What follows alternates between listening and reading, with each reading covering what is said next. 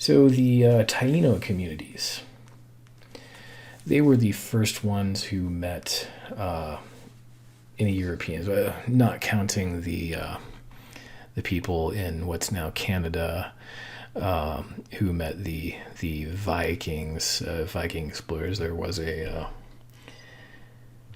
short-lived, well, it lasted a little while, a couple outposts that were planted by Norsemen, Europeans in Canada, and we found the archaeological evidence for that. But from what we can tell, there wasn't a whole lot of interaction, and we don't really know much about that settlement. It didn't really grow, and wasn't, and it didn't survive, and so we tend to focus on 1492 as kind of the first main contact.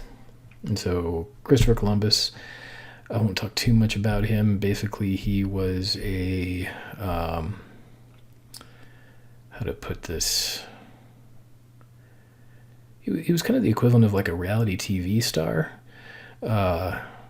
Mariners like him, people who made their money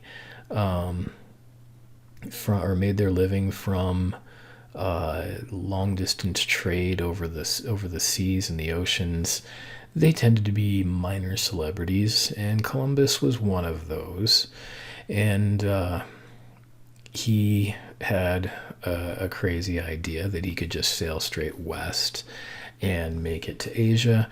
And everyone thought he was crazy, not because they thought the world was flat, but because they thought he would run out of food and starve in the middle of the ocean before he ever made it. And he ended up coming pretty close to that. There was very nearly a mutiny on his ships before they found land, thinking that his crew started to think that they were on a fool's errand and were going to all starve to death. But luckily they found land before they mutinied, and met the people called the Taínos. So the Taínos lived in several of the Caribbean island chains and what's now the Bahamas, the Virgin Islands, and the Greater Antilles. And they had developed over the prior 1,000 years a complex society. Here's the Columbus voyage here, and so the Taínos. We don't know exactly where first contact was made, but it was somewhere in here, one of those islands.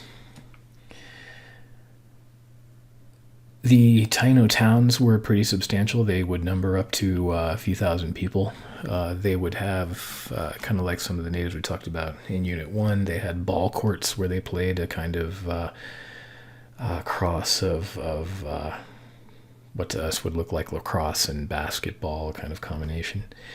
And they farmed some corn, but they specialized in root plants, especially sweet potatoes. And they had a hereditary class system. The male and female chiefs made up a hereditary ruling class that would dominate several villages. And those ruling classes, the caciques, they would transport themselves between islands in large canoes that would hold up to 150 people. And the caciques would get carried everywhere since they were like the higher class. Their religion was based on some wooden figurines called zemis. And we don't know exactly how many there were, how many Tainos there were, but we think there could have been anywhere from 2 to 5 million of them. So Columbus sailed in 3 ships, believing he had found islands off the coast of Asia, and he actually had found the Bahamas, but he called the people Indians. And Columbus not only misnamed them, but he observed them quite poorly. He believed they were childlike because of their initial excitement in their method of ownership and their tradition of gift giving. So you saw the same thing go on with this caption where they say no one has anything, they have all the things in common. Columbus made many of the same kinds of observations that, well, these folks don't have anything. You can see in this image they're giving up all their stuff to the Europeans for nothing.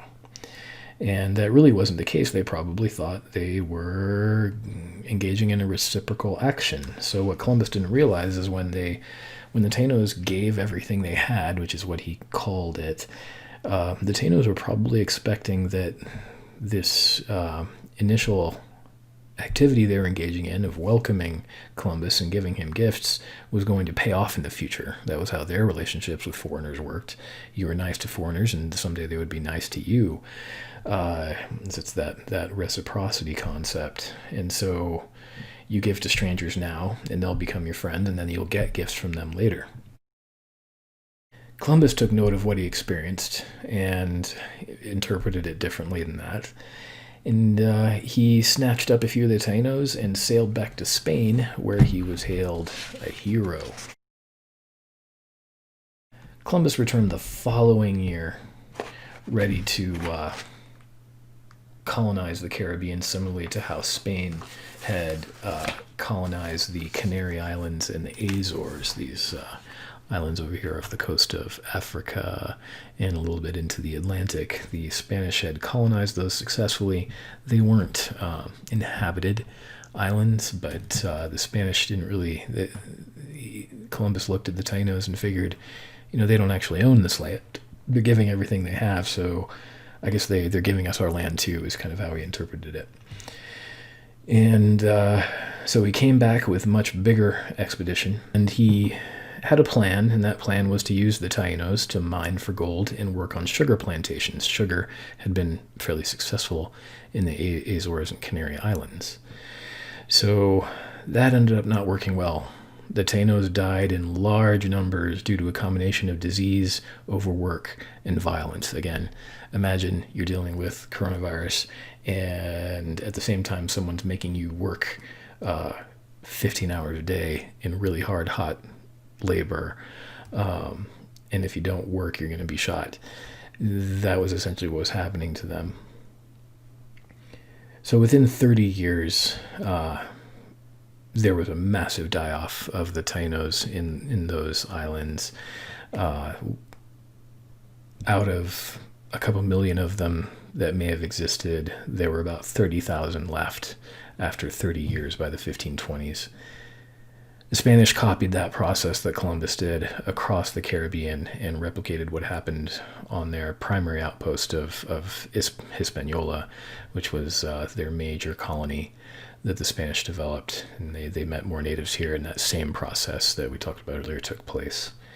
So within 50 years after initial contact, by the mid-1500s, a lot of those islands had been depopulated due to a combination of overwork and disease, and the Spanish were looking to expand elsewhere.